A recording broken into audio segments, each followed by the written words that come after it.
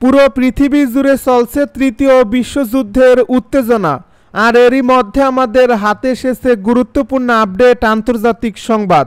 শুরুতেই থাকছে পাকিস্তান জুড়ে হামলার পরিকল্পনা করছে ভারত, দাবি আসিফের। এবারে থাকছে একটি চাঞ্চল্যকর প্রতিবেদন। অবশেষে উত্তেজনার মধ্যেই পাকিস্তানে ভয়াবহ বোমা হামলা। আরও জানাবো ভারতকে ছাড় দিতে নারাজ পাকিস্তান, চূড়ান্ত জবাবের প্রস্তুতি। এদিকে পাকিস্তানিদের বিরুদ্ধে সব মুখ্যমন্ত্রীকে অমিত শাহের কড়া নির্দেশ। সর্বশেষ জানাবো সব ভারতের নাটক, ওরা নিজেরাই কাশ্মীরে হামলা চালিয়েছে। শুনছিলেন হাতে পাওয়া গুরুত্বপূর্ণ আপডেট সংবাদের শিরোনাম, এবারে বিস্তারিত। তবে তার আগে অনুরোধ রইল ভিডিওটিতে একটি লাইক দিন এবং কমেন্ট করে জানিয়ে দিন ভিডিও সম্পর্কে আপনার মূল্যবান মতামত। আরও জানিয়ে দিন ভিডিওটি কোথা থেকে দেখছেন বা কোন জেলা থেকে দেখছেন। পাকিস্তান জুড়ে হামলার পরিকল্পনা করছে ভারত, দাবি আসিফের। পাকিস্তানের প্রতিরক্ষা মন্ত্রী খাজা মুহম্মদ আসিফ দাবি করেছেন গোয়েন্দা প্রতিবেদন নিশ্চিত করছে যে ভারত পাকিস্তানের বড় শহরগুলোতে সন্ত্রাসী হামলার পরিকল্পনা করছে। শামা টিভিকে দেওয়া এক বিশেষ সাক্ষাৎকারে তিনি এই দাবি করেন। সেই সঙ্গে তিনি হুঁশিয়ারি দিয়ে বলেন, ভারত যদি আগ্রাসনের পথে হাঁটে তাহলে পাকিস্তান প্রতিক্রিয়া জানাতে 200 ভাগ প্রস্তুত। তিনি আরও জানান, পাকিস্তান যুদ্ধ চায় না এবং পারমাণবিক অস্ত্র ব্যবহারের কোনো পরিকল্পনাও নেই, তবে পারমাণবিক সক্ষমতাই পাকিস্তানের সার্বভৌমত্বকে গ্যারান্টি দেয়। এ সময় তিনি অভিযোগ করে বলেন, ভারত নিষিদ্ধ ঘোষিত সংগঠন বালুচিস্তান লিবারেশন আর্মি এবং তেহরিক-ই-তালেবান পাকিস্তানকে বোমা ও সহায়তা দিচ্ছে, যার মাধ্যমে তারা পাকিস্তানের 4টি প্রদেশেই অস্থিরতা সৃষ্টি করতে চায়। তিনি আরও বলেন, ভারত খাইবার পাখতুনখাওয়া ও বালুচিস্তানের রক্তপাতের পেছনে রয়েছে। এসব গোষ্ঠী ভারতের প্রক্সি হিসেবে কাজ করছে। ভারত শাসিত কাশ্মীরের পাহেলগাম হামলা প্রসঙ্গে আসিফ বলেন, ভারতের হাতে পাকিস্তানের বিরুদ্ধে কোনো প্রমাণ নেই, কিন্তু ভারতীয় গণমাধ্যম এটিকে বলিউড স্টাইলে নাটকীয়তার উপস্থাপন করছে। তিনি আরও স্মরণ করিয়ে দেন, পুলওয়ামা হামলার সময়ও ভারতের ভেতর থেকেই ফলস ফ্ল্যাগ অপারেশনের সন্দেহ ওঠে। উত্তেজনার মধ্যেই পাকিস্তানে ভয়াবহ বোমা হামলা। কাশ্মীরের সন্ত্রাসী হামলা নিয়ে পাকিস্তান ভারত তীব্র উত্তেজনার মধ্যে। এবার বিস্ফোরণে কাঁপল বেলুচিস্তান। শুক্রবার পাকিস্তানের দক্ষিণ পশ্চিমাঞ্চলীয় এক প্রদেশে ভয়াবহ বিস্ফোরণের অন্তত 7 জন সেনা নিহত হয়েছে বলে জানা গেছে। বেলুচিস্তানের রাজধানী কোয়েটার কাছে একটি ব্যস্ত রাস্তায় সেনাবাহিনীর একটি গাড়িকে লক্ষ্য করে এই বিস্ফোরণ ঘটানো হয়। স্থানীয় পুলিশ সূত্র জানিয়েছে, এই বিস্ফোরণে বেশ কয়েকজন সেনা নিহত এবং কয়েকজন গুরুতর আহত হয়েছেন। আহতদের স্থানীয় হাসপাতালে ভর্তি করা হয়েছে। বিস্ফোরণের তীব্রতা এতটাই ছিল যে ঘটনাস্থলের আশপাশের দোকানপাট ও গাড়ি ক্ষতিগ্রস্ত হয়েছে। পাকিস্তানের স্বরাষ্ট্রমন্ত্রী মহসিন নকভি এই হামলার তীব্র নিন্দা জানিয়েছেন এবং দোষীদের বিরুদ্ধে কঠোর পদক্ষেপ নেওয়ার হুঁশিয়ারি দিয়েছেন। প্রসঙ্গত, এই হামলার একদিন আগেই বেলুচিস্তানের কালাত এলাকায় আরেকটি বোমা বিস্ফোরণে 3 জনের মৃত্যু হয়, তবে সেই হামলার দায় এখন পর্যন্ত কেউ স্বীকার করেনি। ভারতকে ছাড় দিতে নারাজ পাকিস্তান, চূড়ান্ত জবাবের প্রস্তুতি। কাশ্মীরে হামলাকে কেন্দ্র করে ভারত ও পাকিস্তানের মধ্যে টানটান উত্তেজনা তৈরি হয়েছে। ভারত পাকিস্তানের বিরুদ্ধে ব্যবস্থা নেওয়ার পর তাদের বিরুদ্ধে পাল্টা পদক্ষেপ নিয়েছে পাকিস্তানও। এই ব্যবস্থায় ভারতকে হুঁশিয়ারি দিয়ে আজাদ কাশ্মীরের প্রধানমন্ত্রী চৌধুরী আনোয়ারুল হক বলেছেন, সীমান্ত অতিক্রম করে ভারত যদি পাকিস্তানে কোনো আগ্রাসন চালায় তাহলে পাকিস্তান তার চূড়ান্ত জবাব দেবে। দ্য এক্সপ্রেস ট্রিবিউন জানিয়েছে, আজাদ কাশ্মীরের প্রধানমন্ত্রী বলছেন, ভারতের সাহস নেই পাকিস্তানের সীমান্ত লঙ্ঘনের, কিন্তু এই কাজ যদি ভারত করে তাহলে শক্ত প্রতিরোধের মুখে পড়বে। তিনি ভারতের কূটনৈতিক আচরণকে চাণক্য নীতি বা কূটনীতির আবরণে ছুরিমারা বলেও আখ্যা দেন। আনোয়ারুল হক আশঙ্কা প্রকাশ করে বলেন, ভারত কোনো তৃতীয় পক্ষকে ব্যবহার করে আজাদ কাশ্মীরকে অস্থির করতে পারে। যদি তারা এমন কোনো দুঃসাহস দেখায় তাহলে উপযুক্ত জবাব দেবে পাকিস্তান। পাকিস্তান যে কোনো যুদ্ধের জন্য প্রস্তুত বলেও জানান তিনি। ভারত পাকিস্তানের পাল্টাপাল্টি এই পদক্ষেপের মধ্যে সবচেয়ে গুরুত্বপূর্ণ হয়ে উঠছে সিন্ধু নদীর পানি চুক্তি। 1960 সালে বিশ্বব্যাংকের মধ্যস্থতায় ভারত ও পাকিস্তানের মধ্যে সিন্ধু পানি চুক্তি স্বাক্ষরিত হয়, যা দুই দেশের মধ্যে বিরল এক সহযোগিতার উদাহরণ হিসেবে এতদিন ধরে টিকে ছিল। এই চুক্তির আওতায় পাকিস্তান সিন্ধু নদের জলাধার ব্যবস্থার উপর অধিকতর নির্ভরশীল, কারণ দেশটির কৃষি ব্যবস্থার প্রায় 90% এই পানির উপর নির্ভর করে। পাকিস্তানিদের বিরুদ্ধে সব মুখ্যমন্ত্রীকে অমিত শাহের কড়া নির্দেশ।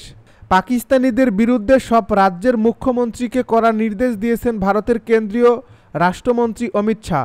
তিনি রাজ্যে থাকা পাকিস্তানিদের শনাক্ত ও তাদের বিরুদ্ধে ব্যবস্থা নেওয়ার নির্দেশ দিয়েছেন। শুক্রবার ভারতীয় সংবাদ মাধ্যম আনন্দবাজারের এক প্রতিবেদনে এই তথ্য জানানো হয়েছে। প্রতিবেদনে বলা হয়েছে, শুক্রবার দেশের সব মুখ্যমন্ত্রীর সঙ্গে কথা বলেছেন। এ সময় তাদের কড়া নির্দেশ দেন। তিনি বলেন, রাজ্যে কোনো পাকিস্তানি থাকলে তা খতিয়ে দেখতে হবে। কেউ থাকলে তাকে শনাক্ত করে দেশে ফেরত পাঠাতে হবে। এর আগে কাশ্মীরের সন্ত্রাসী হামলার ঘটনায় পাকিস্তানের বিরুদ্ধে 7 দফা ব্যবস্থা নেয় ভারত। সবই ভারতের নাটক, ওরা নিজেরাই কাশ্মীরে হামলা করছে। কাশ্মীরের পেহেলগামে গত মঙ্গলবার সন্ত্রাসীদের হামলায় 25 ভারতীয় ও 1 নেপালি নিহত হয়েছে। এই ঘটনায় মুখ খুলছেন পাকিস্তান ভিত্তিক লস্কর ই তৈয়বার নেতা সাইফুল্লাহ খালিদ ওরফে সাইফুল্লাহ কাসুরি। সামাজিক মাধ্যমে ছড়িয়ে পড়া একটি ভিডিওতে তিনি দাবি করেন, কাশ্মীরে হামলার সঙ্গে পাকিস্তানের কোনো সম্পর্ক নেই, এটি ছিল ভারতীয় ষড়যন্ত্র। তবে ভিডিওটির সত্যতা যাচাই করেনি যুগান্তর। এ ভিডিওতে সাইফুল্লাহ খালিদকে বলতে শোনা যায়, ভারত নিজেই পহেলগামে আক্রমণ চালিয়েছে এবং এর জন্য তারা দায়ী, এটি তাদের সাজানো নাটক। তিনি আরও বলেন, এই হামলার অজুহাতে ভারতীয় মিডিয়া আমাকে দায়ী করছে, পাকিস্তানকে অভিযুক্ত করা হয়েছে, এটি একটি দুঃখজনক বিষয়। এর আগে ভারতের গোয়েন্দা সূত্রের বরাতে দেশটির মিডিয়া দাবি করে পহেলগামে হওয়া সন্ত্রাসী হামলার মূল হোতা ছিলেন সাইফুল্লাহ খালিদ। তাদের মতে তাদের নির্দেশেই উপত্যকায় নির্বিচারে গুলি চালায়। এরপরই ভিডিও বার্তায় হামলা নিয়ে নিজের অবস্থান স্পষ্ট করেন সাইফুল্লাহ খালিদ। এই হামলায় তার কোনো ভূমিকাই ছিল না বলে জানান।